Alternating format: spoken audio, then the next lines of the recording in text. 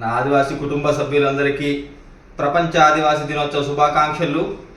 ఈరోజైతే మనమందరం ఎంత ఉత్సాహంతో ప్రపంచ ఆదివాసీ దినోత్సవ వేడుకల్లో పాల్గొన్నామో అదే ఉత్సవంతో రానున్న రోజుల్లో మనకు జరుగుతున్న అన్యాయాలను రాష్ట్ర ప్రభుత్వం మీదకి ఒత్తిడి తీసుకొని మనకు దక్కాల్సిన విద్యా ఉద్యోగ అవకాశాల కోసం ఈరోజు ఎంత నూతన ఉత్సాహం మన హక్కుల సాధనకై ముందు రోజుల్లో రాష్ట్ర ప్రభుత్వం మీదకి, అదేవిధంగా మన ఆదివాసీ ఓట్ల చేత ఎన్నికైనటువంటి ప్రజాప్రతినిధుల మీదకి మనం వారి దృష్టికి తీసుకుపోయి మనకు దక్కాల్సిన ఉద్యోగ అవకాశాలు, విద్య మరియు నాణ్యమైన వైద్యం, ఇంకా స్వతంత్రం వచ్చి ఇప్పటికీ కూడా మారుమూల ఆదివాసీ గ్రామాల్లో కనీసం రోడ్డు రవాణా సౌకర్యం లేని పరిస్థితి. కానీ మనం ప్రతి సంవత్సరం ఎంతో ఆనందంగా ప్రపంచ ఆదివాసీ దినోత్సవం ఆగస్టు 9 వచ్చిందంటే చాలు కనీసం మన గ్రామానికి రోడ్డు సౌకర్యం లేనప్పటికీ కూడా మనమేదో భారతదేశంలో మన ఆదివాసులు ఉన్నత స్థానంలో ఉన్నట్టు మనం ఈ కార్యక్రమాలు చేస్తూ ఉన్నాం. దయచేసి ఇటువంటి కార్యక్రమాలు జరుపుకోవాలి. కానీ మనం ఒకటి మాత్రం, రోజుకి మన అభివృద్ధి చెందుతున్నప్పుడు మాత్రమే మనం ఇటువంటి ఇంత ఆనందంగా జరుపుకోవాలి. ఇది కేవలం మనం ఉద్యోగ విద్యాల్లో మనం ఉన్నత స్థానాల్లో ఉన్నప్పుడు మనకి సమాజంలో ప్రత్యేక గుర్తింపు వస్తుంది.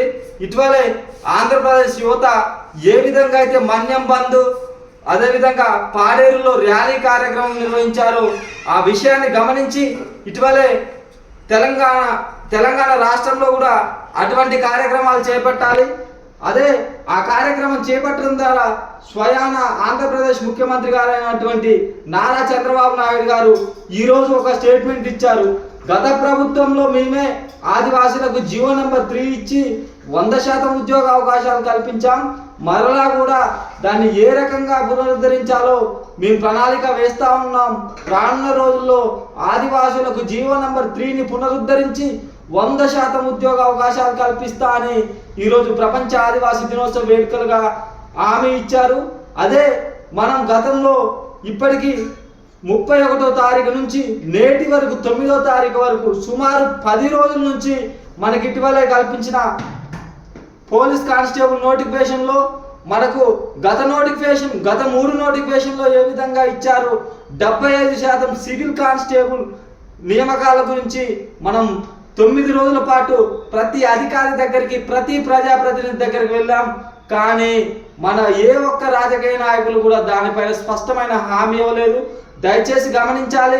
కేవలం మన ఆదివాసీ ప్రాంత ఓటర్లతో మాత్రమే వాళ్ళు ప్రజాప్రతినిధులుగా ఎన్నిక కాబడ్డారు. కానీ మన ఆదివాసుల సమస్యలు వాళ్ళకి పట్టనట్టుగా ఉన్నాయి.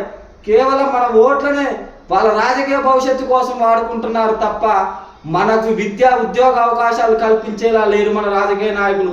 దయచేసి ఆలోచించండి నిరుద్యోగ సోదరులారా. ఇటీవల పాడేరులో ఏ విధంగా ర్యాలీ కార్యక్రమం నిర్మించారో అదే అంతకంటే ఇంకా పెద్ద ఎత్తున మన తెలంగాణ ఆదివాసీ యువత కూడా రోడ్లపైకి రావాల్సిన పరిస్థితి ఉంది. దయచేసి ఆలోచించండి. ఏ రాజకీయ నాయకులు ఇంకేదో కాదు, మనం ముందుగా మనకంటూ ఒక ఆలోచన ఉండాలి. మనకంటూ ఉన్న హక్కులను తెలుసుకోవాలి. కేవలం వాళ్ళేదో చేస్తారనుకోవటం మన మూర్ఖపు చర్య. ఎవరైనా బెదిరించేవాడు లేకపోతే ఎదిరించేవాడు రాజ్యం ఏలుతాడన్నట్లు ప్రతి ఒక్క అధికారిని కానీ, ప్రతి ఒక్క ప్రజాప్రతినిధి కానీ మనకున్న హక్కుల విషయంలో మనం వెనకడుగు వేయొద్దు. దయచేసి అందరం ఇటీవల ఎంత ఉత్సాహంగా ఈరోజు కార్యక్రమంలో పాల్గొన్నామో రానున్న రోజుల్లో కూడా మనకు ఉద్యోగ అవకాశాలు రాను అందరి ద్రాక్షగా మారుతూ ఉన్నాయి. దయచేసి ఆలోచన చేయండి. గతంలో మన ఆదివాసీలు 20 నుంచి 30% మంది మాత్రమే విద్యావంతులుగా ఉండేవారు. ఇటీవలే సుమారు 60 నుంచి 70% ఉంటున్నాం. కానీ ఉద్యోగ అవకాశాలు అందరి ద్రాక్షగా మారుతూ ఉన్నాయి. అదేవిధంగా మనం అది ఎవరి నిర్లక్ష్యమే కాదు, కేవలం మన నిరుద్యోగులు, మన ఆదివాస యువత ఏ వైపు రాను సరదాలకు అలవాటు పడుతున్నారే తప్ప విద్య చదువుతున్నాం, అందరం గ్రాడ్యుయేట్స్ అవుతున్నాం, డిగ్రీలు చదువుతున్నాం, పట్టాలు తెచ్చుకుంటున్నాం. కానీ ఆ తర్వాత మనకు దక్కాల్సిన రిజర్వేషన్లు దక్కట్లేదు. మనం ఉద్యోగాల రీత్యా ఉన్నత స్థాయి ఉద్యోగాలకు పోవటం లేదు. దయచేసి ఆలోచన చేయండి. మనమందరం ఎంత అయితే డిగ్రీ వరకు చదువుకున్నామో ఆ తరువాత కూడా మన ఉద్యోగ సాధన కోసం మనకు రాష్ట్ర ప్రభుత్వం నుంచి దక్కాల్సిన రిజర్వేషన్ల కోసం వీటన్నిటిని రానున్న రోజుల్లో ఒక ప్రణాళికబద్ధంగా రాష్ట్ర ప్రభుత్వంలో ఉన్న మన ఆదివాసీ ఎమ్మెల్యేకి ప్రతి ఒక్కరికి కూడా రిప్రజెంటేషన్ ఇద్దాం. దయచేసి మీరు మాకున్న జీవోలను అమలు చేయండి. జీవో నెంబర్ 3ని సాకుగా చెప్పి మిగతా 29 శాఖల్లో ఉద్యోగాలను మాత్రం నిర్వీర్యం చేయకండి. జీవో నెంబర్ 3 అనేది కేవలం ఉపాధ్యాయ నియామకాలు మాత్రమే, కానీ మిగతా ఏ శాఖకు సంబంధించింది కాదు.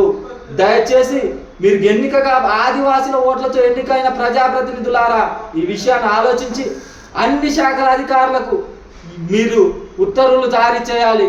లేని పక్షాన మీరు ఎప్పుడైతే గెలిచారో రానున్న రోజుల్లో ఆదివాసీ యువతకు న్యాయం చేయకపోతే మేము ఇప్పుడు ఏ రకంగా మిమ్మల్ని గెలిపించి అసెంబ్లీకి పంపుతా ఉన్నామో రానున్న రోజుల్లో మీరు మా హక్కుల కోసం 100% ఉద్యోగ అవకాశాల కోసం మీరు ప్రశ్నించకపోతే రాష్ట్ర ప్రభుత్వాన్ని మీ ఓటమి కోసం మేము పనిచేస్తాం.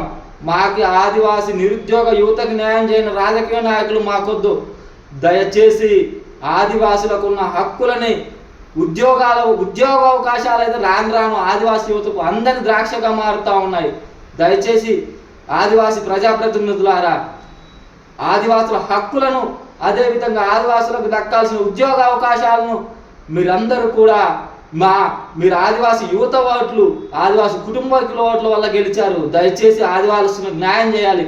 లేని పక్షాన రానున్న రోజుల్లో పాడేరు తరహా కార్యక్రమాలు చేపట్టి రాష్ట్ర ప్రభుత్వం మీదకు తీవ్రమైన ఒత్తిడి తీసుకొస్తాం.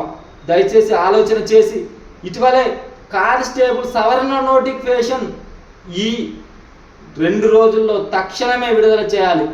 లేని పక్షంలో ఆదివాసీ ప్రజాప్రతినిధులు అందరూ కూడా ఏకతాటిపై వచ్చి సీఎం గారి దృష్టికి తీసుకెళ్ళి మీరు సవరణ నోటిఫికేషన్ ఇచ్చకపోతే రానున్న రోజుల్లో ప్రతి ఎమ్మెల్యే క్యాంప్ కార్యాలయాన్ని ముట్టడి చేస్తాం.